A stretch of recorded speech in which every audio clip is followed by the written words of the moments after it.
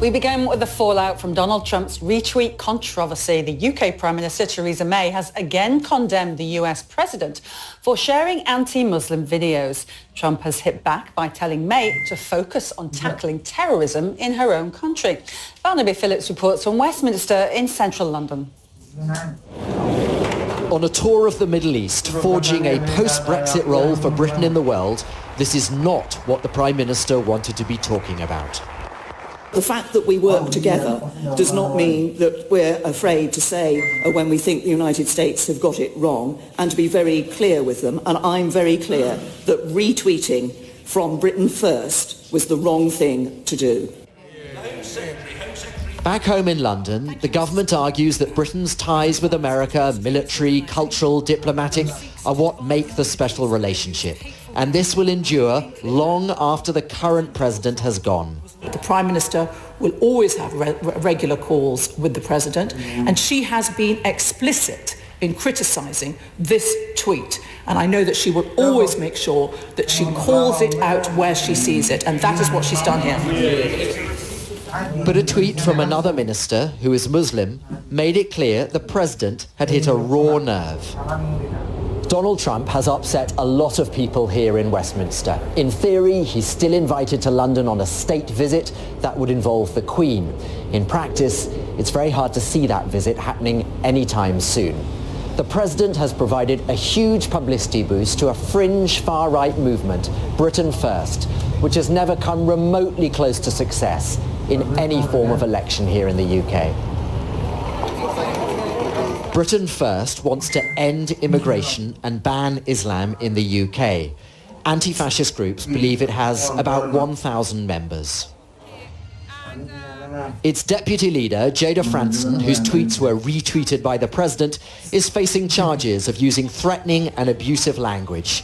She's thanked the president for retweeting her messages to his more than 43 million followers, saying, "God bless you, Trump.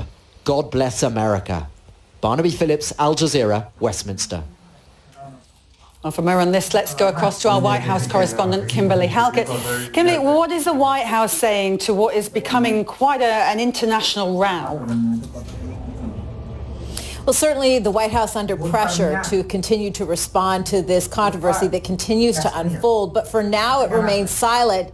Really, just the latest we've had from the Deputy Press Secretary, Raj Shah, when he spoke to reporters off camera, echoing the sentiments we heard from Sarah Huckabee Sanders on Wednesday, essentially making the point that the president was discussing security threats, that it is the view of this administration are legitimate, and that the president will continue to talk about these threats on Twitter. And as we saw with his late Wednesday tweet to the British Prime Minister Theresa May, where he said the focus should not be on him, but on the threat and security threat that he believes exists in the United Kingdom. But here's the problem for the president. As he tries to pivot and take the focus off of him, and this controversy continues to unravel, what the media is not talking about, particularly here in the United States, is something that we would have been talking about typically on this Thursday, and that is a very important tax reform vote that is taking place in the U.S. Senate. This president is desperate for a legislative victory. He's running out of time in the legislative calendar.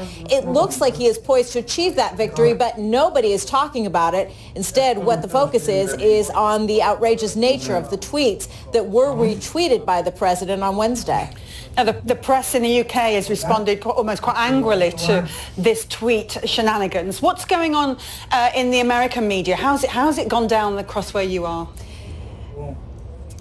Less uniformity in terms of the opinion, as we see with so many issues in the United States. If you look at the left-leaning media, for example, the New York Daily News has a headline, "Donald Trump is a madman," and it goes on to lay out the case why, citing this example of the tweets that were sent out and shared by Donald Trump. But then you look at the conservative websites, the conservative media, you can barely find the story on the front page. You really have to look for it. And is, as we've often said in these situations, there is a large segment of the United States that believes Donald Trump is right in what he says and what he speaks, and they're finding his views refreshing, saying things on Twitter, for example, like finally the United States has what they call, quote, a real leader.